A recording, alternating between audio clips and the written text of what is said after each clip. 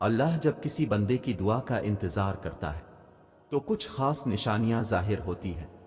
دیکھو، اگر اللہ کچھ محرومیوں کا ہماری ذات کا حصہ بناتا ہے تو بہت سی رحمتوں سے بھی ہمیں نوازتا ہے۔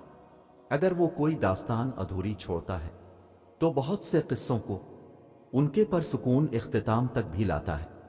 زندگی اسی کا نام ہے، کچھ مل گیا اور کسی کو کھو دیا۔ جو صبر نہیں کرتے وہ بے چینی میں مبتلا رہتے ہیں، اور جو صبر کر لیتے ہیں اللہ انہیں اپنی چاہت میں سکون دے دیتا ہے۔ تو پھر کیوں ظلم کر رہے ہو خود پر؟ اس کی چاہت کو اول رکھو گے تو وہ تمہارا ہر اختتام پر سکون بنا دے گا۔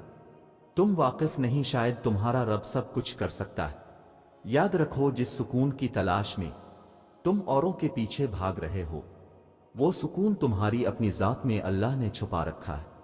تمہیں تمہارے سوا کوئی مکمل نہیں کر سکتا۔ تم خود اپنی ذات کی تکمیل ہو، اور جس روز تم خود کو ڈھونڈ لوگے اس روز تمہیں اللہ مل جائے گا۔ اللہ ہمارے غموں اور پریشانیوں کو سمجھتا ہے اور ہمیں اپنی رحمتوں سے نوازتا ہے۔ مایوس نہ ہونا، جن کے مشکلات زیادہ ہوتی ہیں ان کی طرف سے رب کی محبت اور انعام بھی زیادہ ہوتے ہیں۔ ہمیشہ امید اور بھروسہ رکھنا چاہیے، کیونکہ اللہ ہمارے صبر اور ایمان کو آزما کر ہمارے لیے بہترین انعام اور فضل کی طرف لے جاتا ہے۔ اللہ تعالیٰ قرآن پاک ہمیں زندگی کے ہر موڑ پر تسلی دیتا ہے۔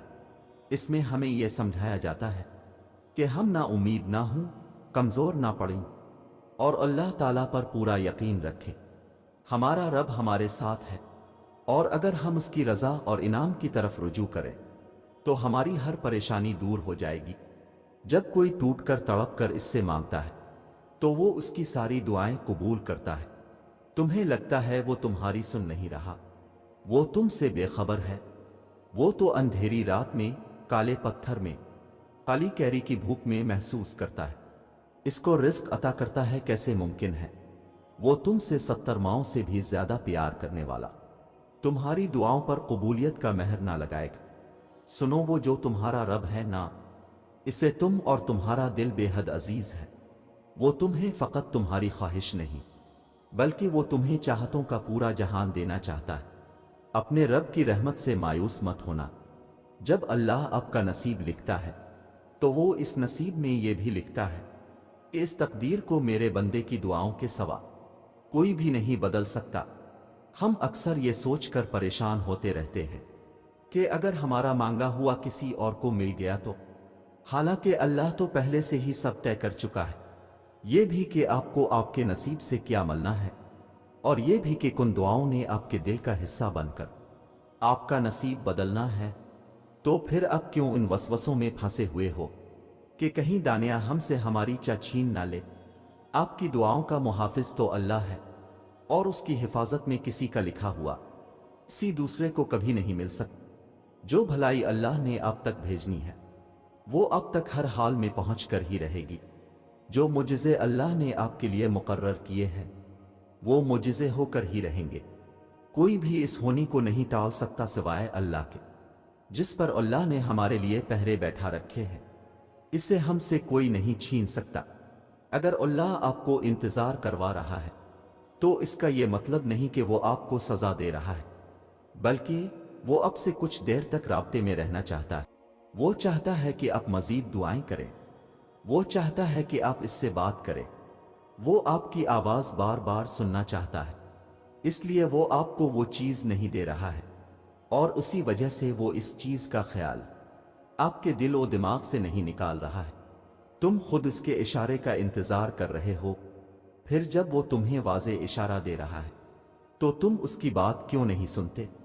وہ آپ سے چھین بھی نہیں رہا اور آپ کے قریب بھی نہیں آنے دے رہا، تو اس کا مطلب ہے کہ وہ آپ کی دعا کا انتظار کر رہا ہے تاکہ وہ آپ کی دعاؤں کا جواب اپنے کن سے دے۔ تو آپ کیوں اداس ہیں، کیوں مایوس ہوتے ہیں؟ بس اپنے آپ کو کچھ وقت دیں، اور اس وقت تک دعا کرنا بند نہ کریں جب تک وہ کن نہ کہہ دے۔ آپ کس قدر پریشانیوں اور رنج و آزمائشوں سے گزر رہے ہیں انہیں نہ کوئی سمجھ سکتا ہے، نہ کوئی آپ کے لیے محسوس کر سکتا ہے، نہ کوئی آپ کی تکلیف میں وہ قطع آپ کا ساتھ دے سکتا ہے۔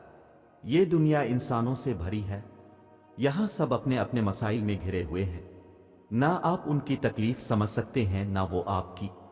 غم آنے ہیں، تکالیف آنی ہیں، لیکن ان کا مقصد وقتہ تب پورا ہوگا جب آپ اپنی توجہ اللہ کی طرف مرکوز کر کے اسی کو اپنا مسیحا سمجھیں گے، اسی سے فریاد کریں گے، اسی سے مدد کی امید رکھیں گے۔